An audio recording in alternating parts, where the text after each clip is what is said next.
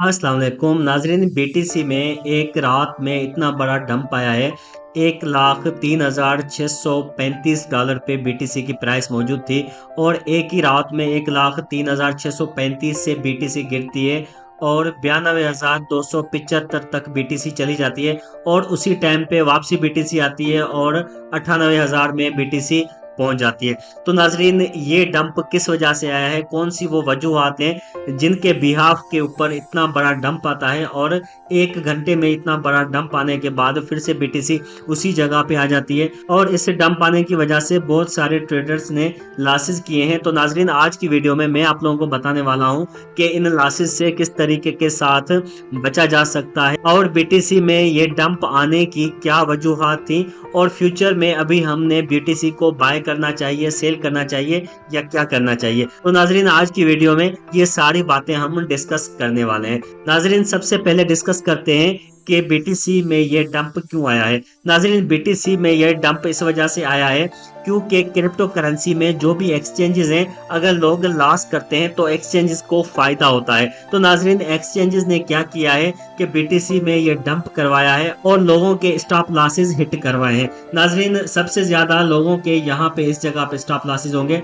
तो मार्केट जैसे यहाँ पे आती है तो स्टॉप लॉस हिट हो जाते हैं। उसके बाद लोगों के इस जगह पे 97,000 पे स्टॉप लॉसेस होंगे। 97,000 पे जब प्राइस पहुंचती है तो बहुत सारे लोगों के स्टॉप लॉस हिट हो जाते हैं। नाजरीन, उसके बाद फाइनल में जो बड़े कैपिटल के लोग बच जाते हैं, जिनके पास ज्यादा पैसा था और उन्होंने फ्यूचर में ट्रेड्स लगाई हुई थी, तो उनके स्टॉप लॉसेस यहाँ पे लगे हुए थे तो उनके स्टॉप लॉसेस भी हिट हो जाते हैं। तो नाजरीन, जैसे ही लोगों के स्टॉप लॉस हिट होते हैं तो एक्सचेंजेस के पास उनका कैपिटल चला जाता है। तो नाजरीन, इसके अलावा अगर जिनके पास छोटे छोटे कैपिटल्स थे और स्टॉप लॉस नहीं लगा हुआ था तो उनके तो अकाउंट वैसे ही यहाँ तक वॉश हो जाने थे। तो नाजरीन, आपने फ्यूचर में किस तरीके के साथ इन लॉसेस से बचना है। नाजरीन, मैं हमेशा अपनी वीडियोस में कहता रहता हूँ कि आप लोगों ने जब भी ट्रेड्स लगानी है तो आप लोगों ने स्टॉप लॉस लगाना है। स्टॉप लॉस लगाने के बगैर कभी भी आप ट्रेड नहीं करें।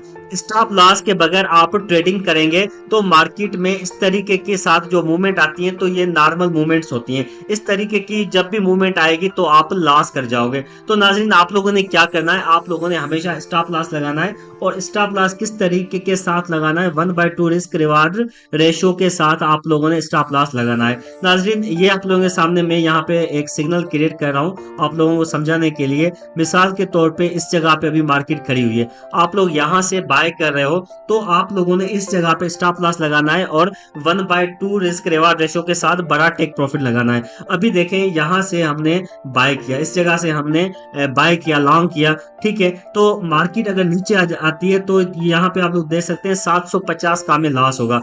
अगर मार्केट ऊपर जाती है तो 1885 का हमें प्रॉफिट होगा। यानी कि आपने लॉस भी अपना कैलकुलेट करके रखना है कि अगर मार्केट हमारे अगेंस्ट चली जाती है तो हमने इतना लॉस अपने लिए रखा हुआ है, लेकिन अगर मार्केट हमारे फेवर में जाती है तो हम उससे डबल प्रॉफिट लेंगे। तो नाजरीन, आपने हमेशा स्टॉप लॉस लगा के उसके बाद ही फ्यूचर में ट्रेड करनी है।